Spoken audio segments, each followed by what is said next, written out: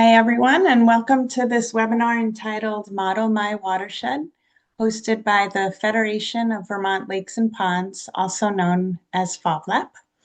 I'm Deborah Muccio, Outreach Coordinator for FOVLAP.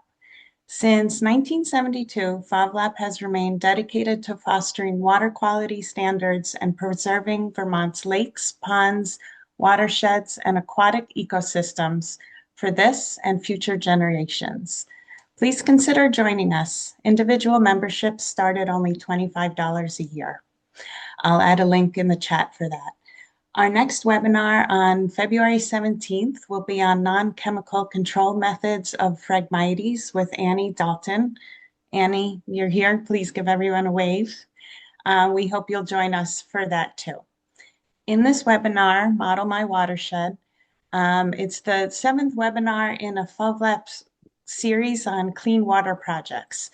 And this series was made possible by a grant from the Vermont Department of Environmental Conservation, administered by Watersheds United Vermont. Today's presenter is Dave Johnson, FOVLAP Treasurer, board member of the Lake Dunmore Fern Lake Association, and retired physicist. Dave will take some questions during his presentation and also leave time at the end for more. You can use the raise hand feature or put your question or comment in the chat as well. And please stay muted until you'd like to speak. We are recording this webinar and we'll be posting the video on our website. We'd love to know where you're zooming in from today. So please write down the town you're calling from and the lake you represent or frequent most in Vermont in the chat. And now I'll hand it over to Dave. Okay. Thank you, Deborah. You should be seeing my first slide. Yes. Fine. Okay, great. So I wanted to also acknowledge and give thanks to Lake Champlain Basin Program because they funded some of the research that I'll be referring to in this talk. Okay, so about 14 years ago, my wife and I, we were transitioning into retirement, and we purchased a home on the south end of Lake Dunmore. And we chose that lake because we knew that at least part of it was very deep. And we also knew that it had a watershed that was largely forested. And we thought that this would be good for water quality. Being a retired scientist, I've always been interested in data and trying to understand data. And so soon after we moved there, I began looking into the water quality in Lake Dunmore, in particular about the trends in the water quality. And I was somewhat alarmed to see, as you can see here in these plots on the left, that the phosphorus levels had been going up for the last couple of decades, and the water clarity had been going down. So things were not going in a good direction, and I wanted to understand that. And I had a bunch of questions, and here are some of them. Why are these phosphorus concentrations increasing? What are the major sources of phosphorus and sediment in my lake? Are they located around the lakeshore, or are they coming from higher in the watershed? And, what role do things like failed septic systems play, or livestock in the watershed? And another thing I noticed over the years was that some major storm events had a much bigger impact than others. And I kind of wanted to understand that better too. So, I asked, what can I do to learn more? And so what I did was I joined the Water Quality Committee as part of the Lake Association, and we began sampling for phosphorus concentration in the lake's tributaries as part of the La Rosa Partnership Program. And in one of our major tributary, Sucker Brook, we observed cases over the years where we had high phosphorus concentrations and high turbidity as well. And when we at that time we had a consultant who was creating a watershed action plan for us, and I showed him this data and suggested that we might want to put something in this plan for further study of Sucker Brook, and which he did. And subsequently, we applied for a grant to do a study it's called a stream geomorphic assessment, which the consultant undertook and recently completed. And we also included in that effort a purchase of some water monitoring equipment. And you can see in this photo, I'm installing that equipment into Sucker Brook. And over the course of the last 2.5 years, we've acquired quite a lot of data on Sucker Brook with this system. And I wanted to be able to compare that to something. And so I went online and searched for online tools which would actually model the response of the watershed to storm events and just to average annual phosphorus loading. And I found such a tool. It's called Model My Watershed, and it's created by the Stroud Water Research Center, located in the Delaware Valley in Pennsylvania. It's a 60-year-old institution. They've, over the years, done a lot of stream research. They have quite a large program in educating high school students on stream conservation. And there's just a lot of good information on this website that you might want to check out. But today, what I'm going to do is demo 3 of the tools that they have for understanding the hydrology and the water quality in watersheds. And the first one is called the runoff model. This will get us familiar with some of the terminology that is used in hydrology. And then there's a site storm model, which will allow us to look at the response of the watershed to different types of storms. And this is what I would use to compare to my stream data, and I'll show you that comparison. And then the last tool is called the multi-year model, and it allows you to look at sort of an average yearly response, and it can tell you what to expect on average. So I'll take you through all 3 of those. And please feel free to ask questions as we go. If we get too many questions, I'm kind of hoping we will, then we'll put a lid on it and you can ask questions at the end. But I encourage questions as we go. So the next thing to do is to switch screens and go to a browser.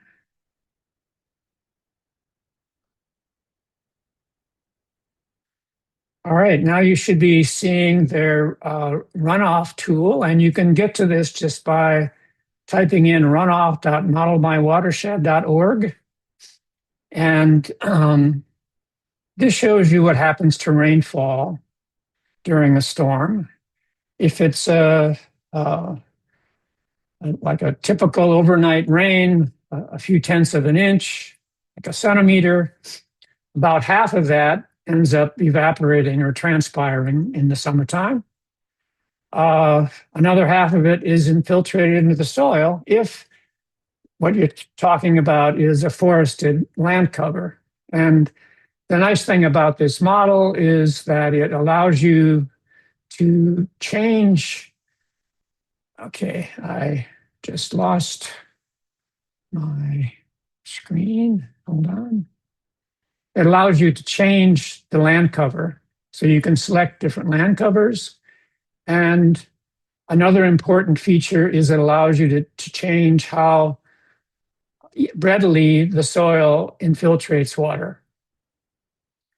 So for this demonstration, I'm going to pick 3 land covers that I think are most relevant to lake environment in Vermont. Low density development is one thing I'll pick, and you can see for a like an overnight rainstorm or rainfall, you get some runoff in addition to infiltration and evapotranspiration.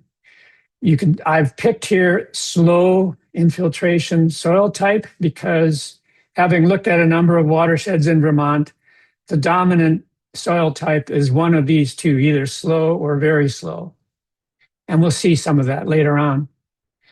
So this is what you get for a house with a lawn and some trees.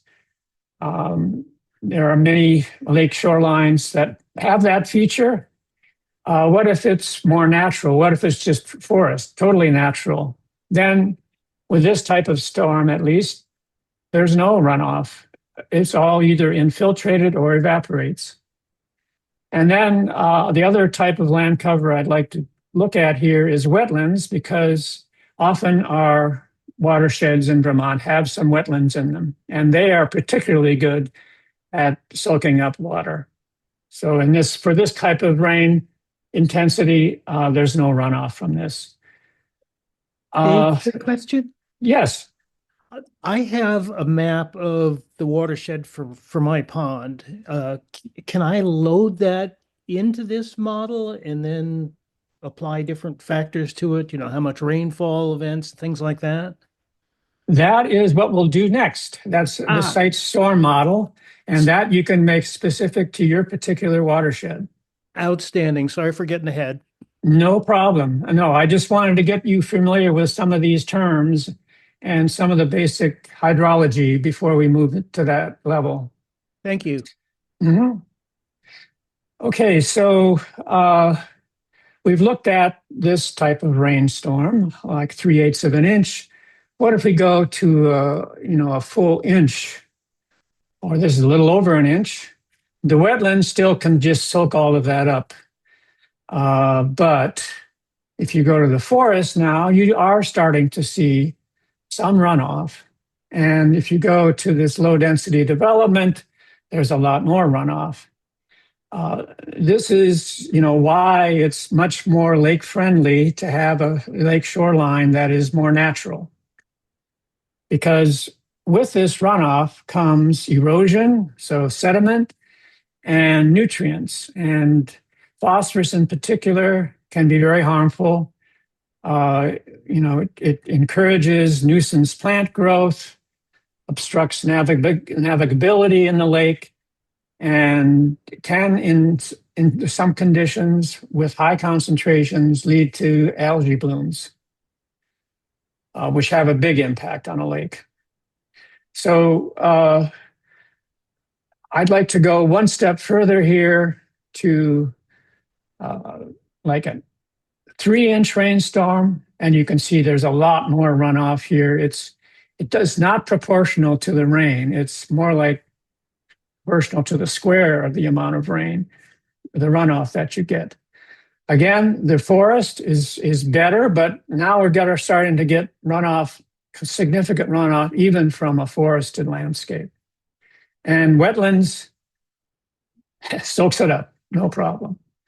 Okay, so I'd next like to take you to the site storm model. And to get to that, you just type in Model My Watershed, and this is where you end up.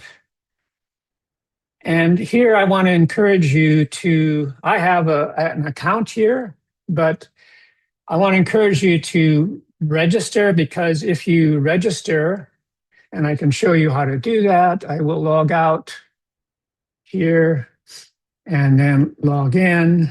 And if you don't have an account, you can register. You just put in your username, your email, passwords, and you're good to go. And what this allows you to do is to not only use the model, but to be able to make changes in the inputs and to keep a record of the scenarios that you look at so you can compare them. And it has a compare feature as well. So I will log in again here.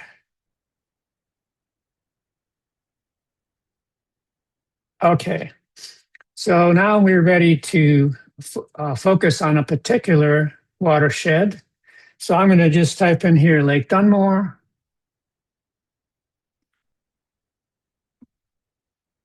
Okay, and there we have Lake Dunmore. And then the first step, once you get to this point, is to get the boundary of your watershed. Excuse me. And to do that, you hit Get Started. And then there are a number of ways you can draw a boundary. You can select predefined boundaries. What I like to do is to, first of all, highlight the streams in the watershed, because that gives you an idea of where the water is flowing. So here, for example, are all of the streams that flow into Lake Dunmore. And to isolate a particular part of the watershed, which is what I want to do if I want to compare my measurements on Sucker Brook, which is right here, you can go to this Delineate Watershed tab, and that allows you to basically place your cursor on where you want to start your study. Whoops, sorry. And then you wait a few seconds here, and there you go. It has defined the boundary of the watershed that ends up in that stream. Okay, so now I think we are ready to look at some of the other details that's in the model. You can study different land covers. Remember, different land covers have different responses to rain. And here you can view the land covers. Let's see. Here we go. So here's a model which shows in green deciduous forest and dark green evergreen forest. These light blue areas are wetlands. The yellow areas are cleared or pasture land. So the model takes all of these different land covers into account when it's figuring out the phosphorus loading in the stream. So what else would impact that? Well, the soil type. We learned in that previous tool showed us that different soil types have a different impact. And so you can also view that in detail here by scrolling down to soil groups. And there you see that most of the soil types in this watershed, at least, are slow infiltration or very slow infiltration. Another thing that impacts how the water flows is how steep the terrain is. And so you can look at terrain and come down here to slope. And this shows where the steep slopes are. You would get, more faster flow and more erosion along those sections. And here it's much flatter. So Dave, we have a question in the chat. Good. From Will Marlier. Have you compared Model My Watershed to A&R Atlas? Do they utilize the same stream maps? I will show a comparison to the Vermont Clean Water Roadmap, which may be related to the site you mentioned. I can't say for sure, but I will be showing that comparison. And I don't think they do use exactly the same database for the streams, but I'm not sure. There's a lot you can choose from. As you saw here, there are a lot of different databases you can choose from. And I don't know if I haven't tried to make apples to apples comparison with all those details.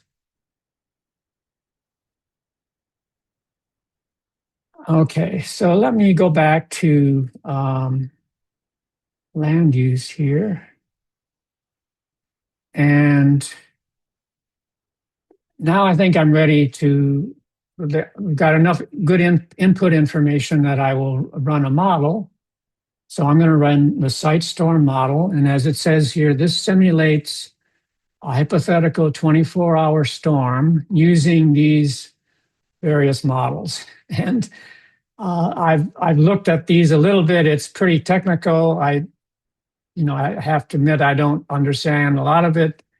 I'm giving this talk as a user, not an expert, but I found it useful, and so that's what I'm sharing. So let's run this model. So that's running the model now, and it's calculating, first of all, the runoff. So these are the same colors that we saw before. And this is for a 1-inch rainstorm over 24 hours. And so you get a little bit of runoff because this is mostly forest.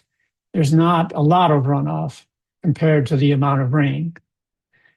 But if you look at water quality, it gives you the total phosphorus, and it's about 1.5 kilograms, 3 to 4 pounds, which is not much on the scale of things. But if you go to a much larger storm, and I'm going to go up all the way up here to 6.5 centimeters because I happen to have data on Sucker Brook from that water monitor, which is down here on such a storm.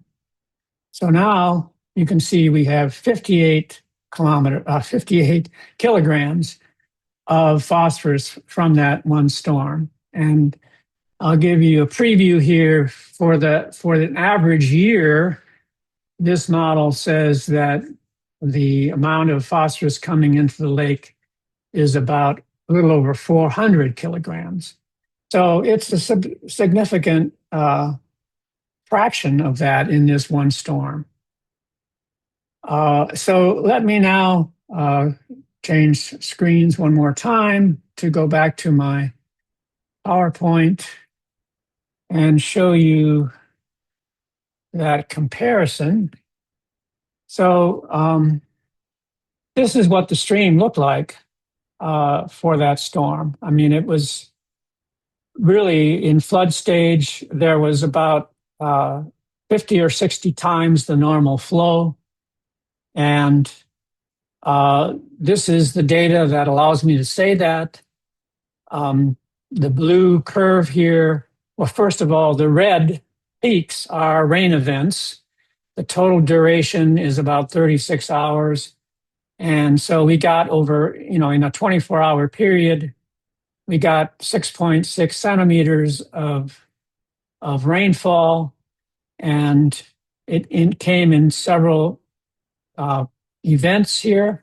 You can see after these two spikes, the depth of the stream went up a little bit in response, so it was seeing some runoff. But these, I think, tended to saturate the soil so that when these came, there was a huge surge in the runoff and in the stream depth. And accompanying that surge was the turbidity, which was an even sharper peak. And from various measurements we've made on this stream, we can convert this data into an estimate of how much phosphorus was coming into the lake and how much flow there was.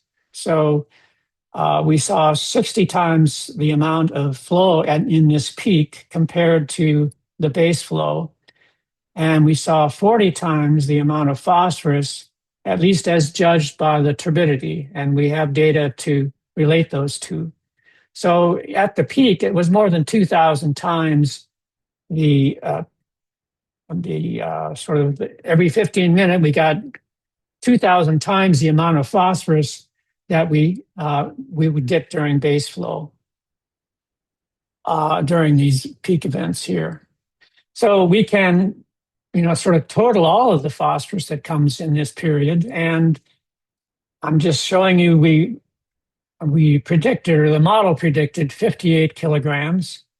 And this data, we estimate at 61 kilograms, which is remarkably good agreement. And it's probably somewhat of a coincidence because I estimate the uncertainty in this number to be about plus or minus 50%. Still, I think it's saying that it's in the right ballpark. And I did a similar storm in May of 25 and got these numbers. So, it's sort of, the model and the measurements are roughly in agreement with this level of uncertainty, at least. The model, of course, allows us to extrapolate to even bigger storms. And so I've got a 4-inch storm here, 10 centimeters, and it predicts phosphorus loading to the lake of about 220 kilograms, which is half the annual average loading, according to the model. And I'll show you that in a few minutes. Now, there are some lakes in Vermont which in 24 and 23 had, 6 inches of rain in a 24-hour period. And so, those storms just had a huge impact on that year's annual phosphorus loading. And I think, we've heard this from the scientists at the Lake Champlain Basin as well. During those heavy storms, they saw just tremendous amounts of phosphorus coming into Lake Champlain. Okay, now I think I'm ready to move on to the next tool that Stroud has. So let me go back to my browser. Okay, and I want to sort of back out of this and now I want to delineate the full watershed for the lake, not just this part that comes down Sucker Brook. So I'll show you how to do that again. If you say delineate watershed and then click on the lake itself,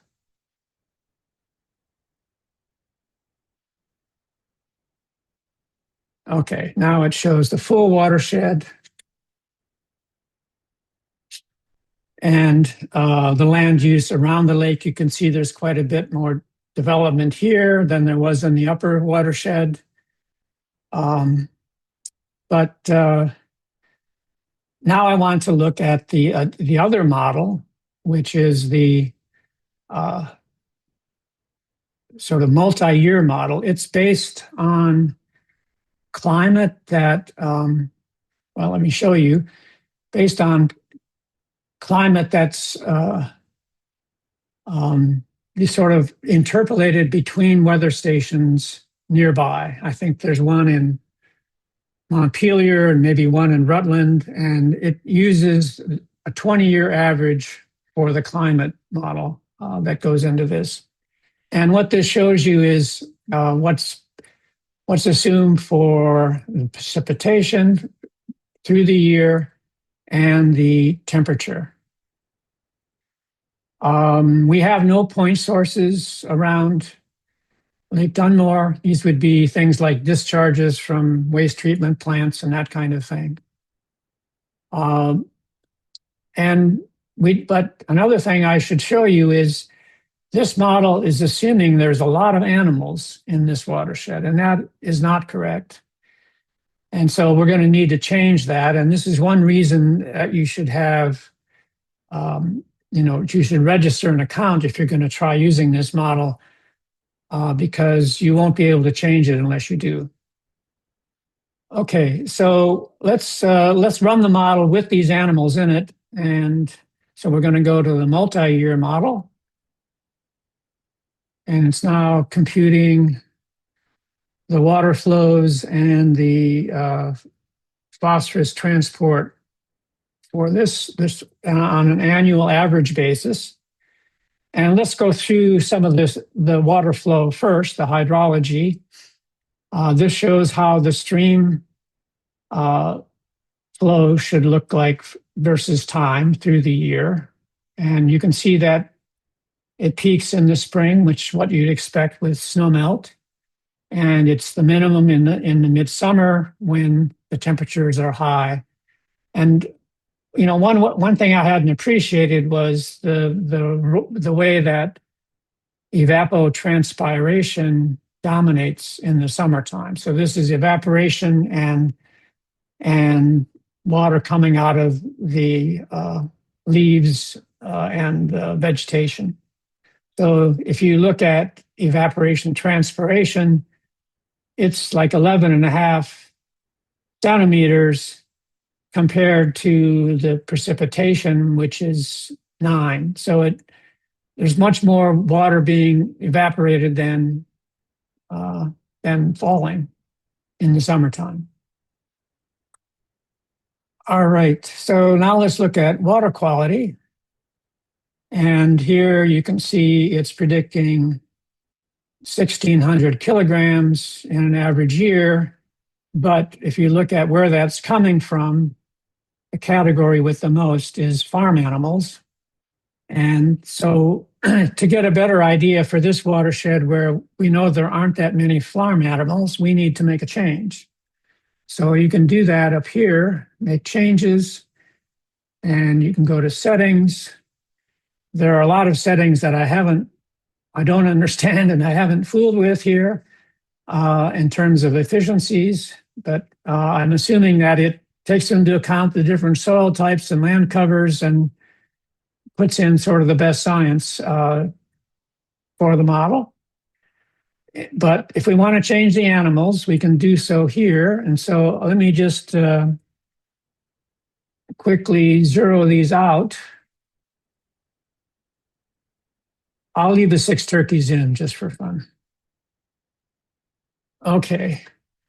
So now if we go to water quality, we've only got 0.2 kilograms per year from those turkeys. And we're down to a little over 400 kilograms. If we wanted, there may be 20 cows that I'm not aware of someplace. So let's make that change. Go to animals, say 20 dairy cows. And see what effect that has. All right, so now we're up to 26 pounds, or 26 kilograms. So like a kilogram per cow is roughly speaking what we're getting. But it's still, at least for this watershed, it's not a major contributor to the phosphorus. The other thing I'd like to show you is, I often get questions on the water quality committee for this lake about septic systems. And so this model allows you to change that. And let's see what is being assumed at the moment. This is assuming that we have 40 normally functioning systems. Well, in fact, I think the number in this full watershed is more like 500. So let's see what impact that has. So these are normally functioning systems. Okay, well, what it says is you get some nitrogen from it, but if they're normally functioning systems, there's no phosphorus. And now if we say, well, what if we have 5% failed systems? So let's go to wastewater and say we have 5% that have failed subsurface failures. So that would be 25. Okay, now we're starting to see some phosphorus coming in, maybe a kilogram or so per failed system. So I think unless someone wants me to try something else, I think I'll move on to compare this model with another model in the next few slides. Okay, hearing none, I'm going to go on then. So the model I want to compare to is the Vermont Clean Water Roadmap. So if I type in here, clean water roadmap. Dave, there is a question from Tom. How are you changing the settings? Okay, you go to settings, you just type in a change. You're all viewing the right screen, I hope. You can see this settings. Yeah, we can see. Not sure. Okay. So yeah, you just type in. So rather than 20 cows, if I wanted 30, I would just type in 30, and then you have to hit save. Okay. I hope that's clear. So let's see. I wanted to go to Clean Water Roadmap.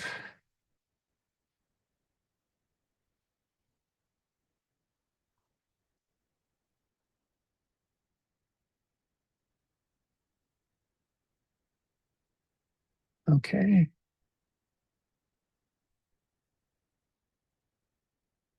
All right. So here we are at the Clean Water Roadmap. And this is similar to the other one in that you can locate your lake. And okay, it is right here. So I will zoom in a little farther.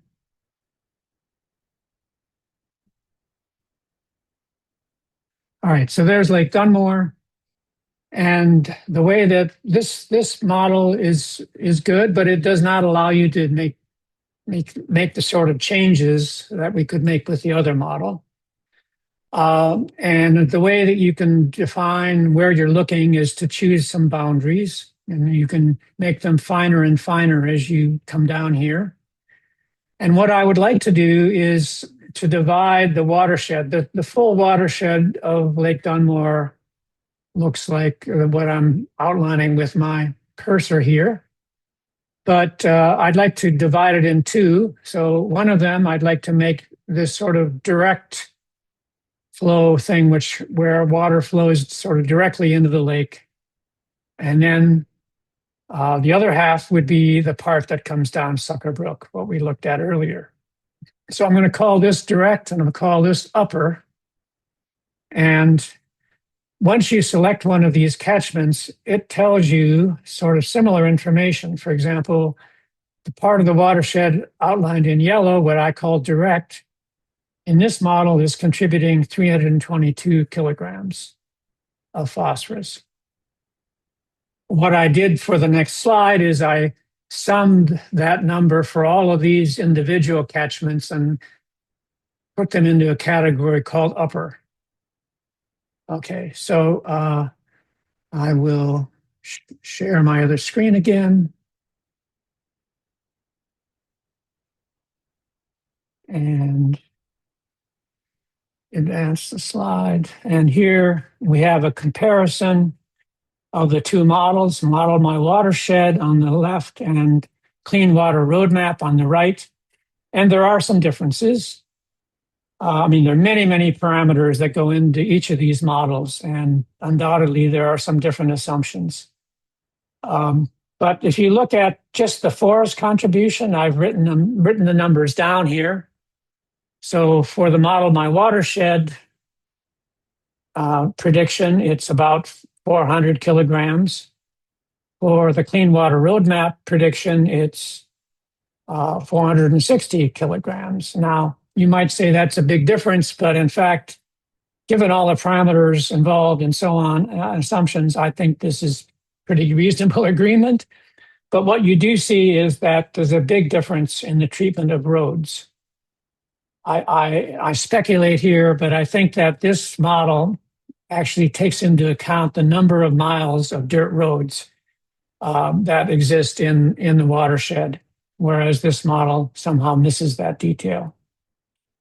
So the overall annual phosphorus loading predicted by the two models is a bit over 400 for this model and a bit over 700 for this model.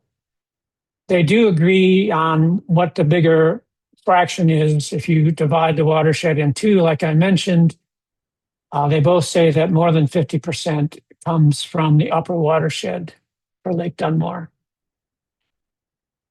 Okay, so I'm going to conclude by going back to the questions that I asked at the beginning, and slightly different order here. Why do some heavy rains produce much more erosion than other storms with similar accumulation?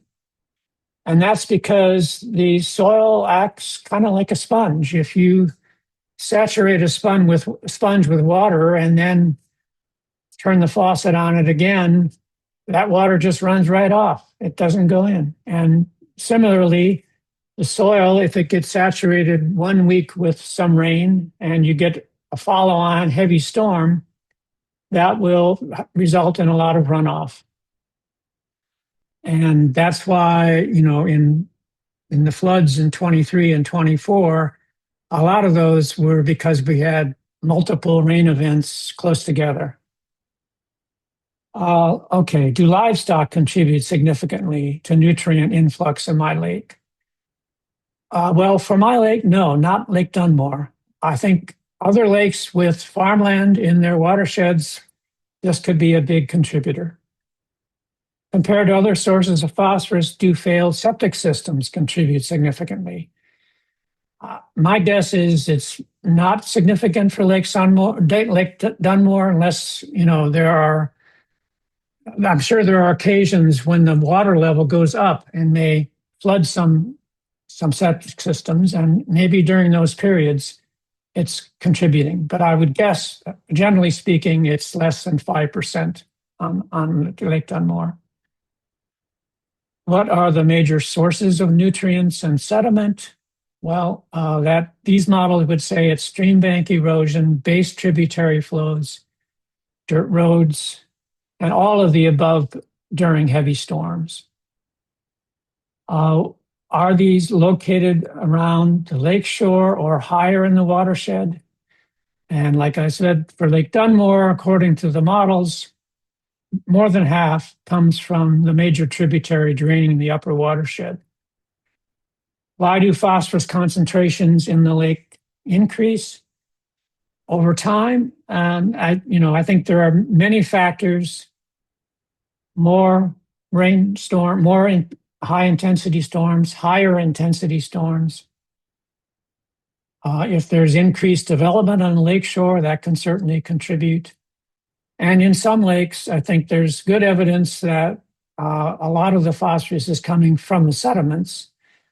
A lake just south of Dunmore, Fern Lake, has this issue where during at least parts of the year, there's a lot of phosphorus being released from the deep pockets of the lake.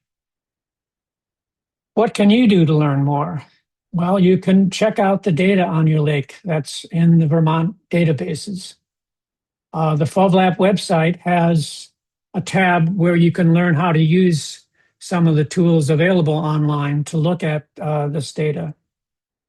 You can try using the Model My Watershed and Clean Water Roadmap tools. And if any of you want to try that and you need some help, feel free to contact me. I'm glad to help. And you can consider citizen science opportunities. Get involved in water sampling or cyanobacteria monitoring, or even more ambitious research. And with that, I think I'll wind up. Thank you. That was great, Dave. Thanks. There is a question in the chat. What would it involve to update this model so that it could be used for other states? What about other types of water bodies? I believe the Model My Watershed tool can be used for other states. Mm-hmm.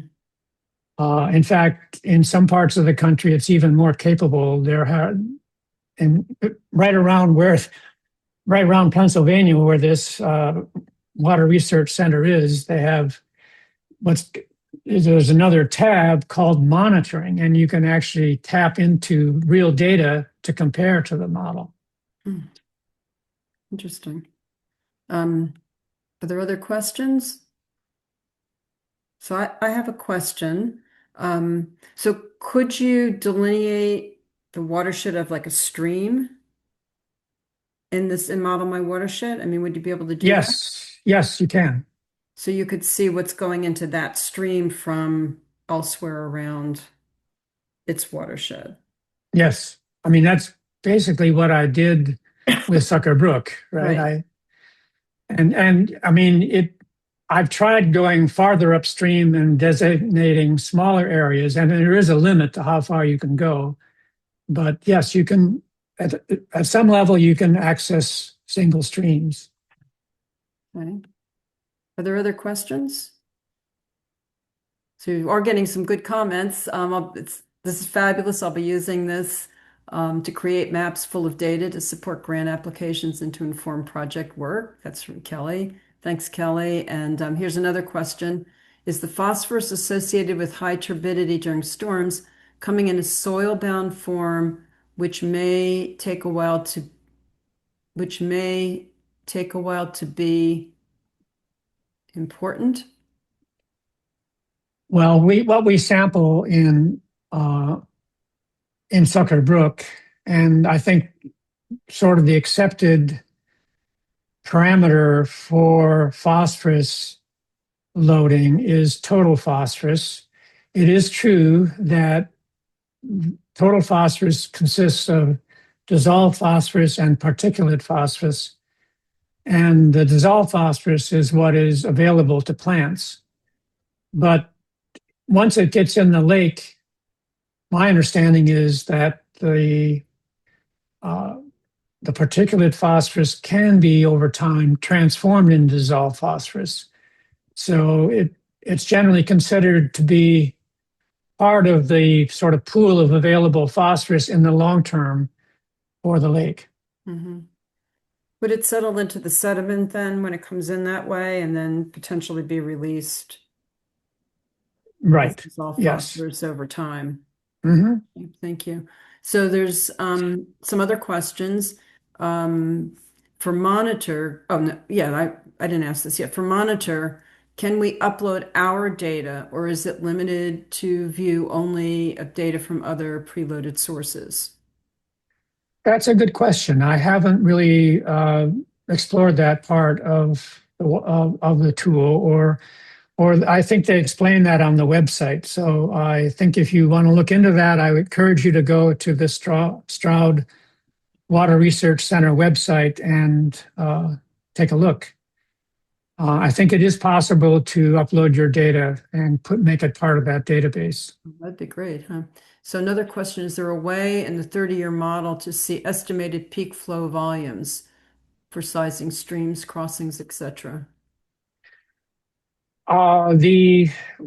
So I think you'd want to probably look at the a site storm model for that because you want to look at high flow events. And yes, the hydrology section that I went through very quickly gives you the numbers for those flows. So those are being updated. So they're updating this with real data year to year.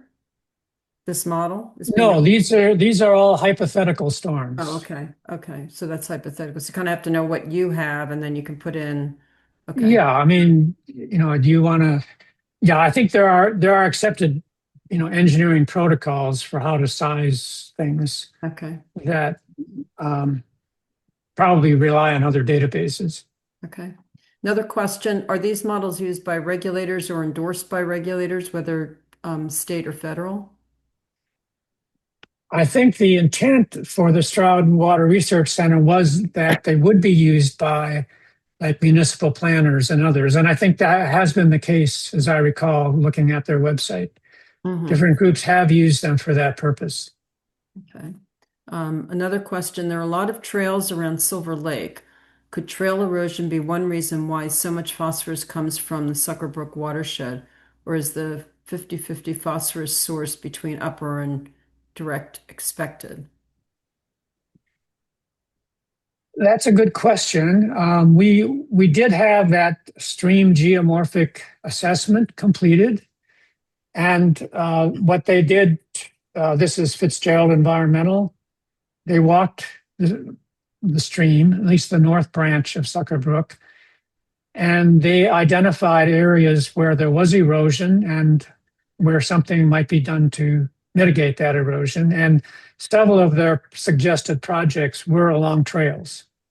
Mm-hmm. Mm-hmm. How much that can, I can't really comment on how much those areas contribute to the annual phosphorus load, and quantitatively, but at least the experts who did the stream assessment seem to think they could be significant. Does Model My Water excuse me, does Model My Watershed does that take into account the roads in the watershed too? Like the roads around the watershed? Well, that's a good question. Because the results were so different for the roads in these two models, I think they must be treating roads very differently. But I don't know the details of that. Okay. So you think that, but the Vermont one, the Vermont Clean Water Roadmap does have account for roads and dirt roads. They certainly attribute a much larger impact from roads than the other model. Okay. I mean, I think we have that feeling, just being around our lakes and looking at all the dirt roads around the lakes and looking at how they wash out and watching where they wash out into, which is into the lake. I think we have that feeling that they're contributing a lot of phosphorus and Yeah. sediment and stuff, but it'd be nice to have some quantitative data, I think. So Kelly asked again, I think she might have missed your answer. She was the one asking, can we upload our data into the database? So could you just answer that again? I think Kelly missed that answer. Okay, sure. I believe you can, and I think if you are interested in doing that, you can go to the Stroud website, and they will tell you how to do that, and what data they will accept and what format it has to be in. Okay. Now, registering and getting an account doesn't cost. Does it cost something? Do you have to pay? No, it doesn't cost anything. I mean, So the other thing I'll mention about the Stroud Water Research Center is they actively encourage citizen science. They have actually some hardware, some kits that you can get to to put in your stream and monitor stuff in real time. Interesting. So there'd be quite interesting.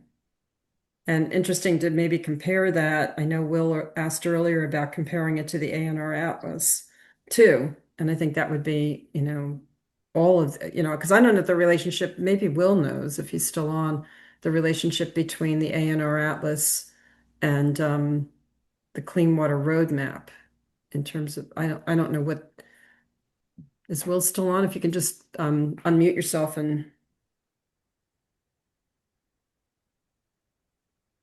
go ahead, Will. Oh, we can't hear you.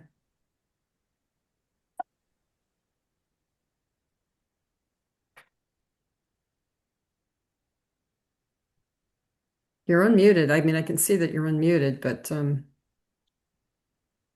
can't hear. There you go. I just heard. That accepts me. There's Mark. Okay. See, I could also quickly answer, I think, that question. Okay. The ANR Atlas it has the most recent national land cover data set built into it, and the hydrography. It kind of has the most updated USGS data sets in it, but as far as modeling loads and runoff, that's not really built into the Atlas, as far as I know. And the Clean Water Roadmap was kind of a totally separate project, which I think used a combination of the national land cover data set and then more high resolution watershed land cover and land uses. So that was really specific to Vermont, and especially the parts of Lake Champlain watershed, well, it's pretty much the whole Lake Champlain watershed, but the Missisquoi had a lot of data that went into that. So it's a lot more specific where, you know, the roads that you mentioned before was something that was kind of additional and beyond what like the national land cover data set is.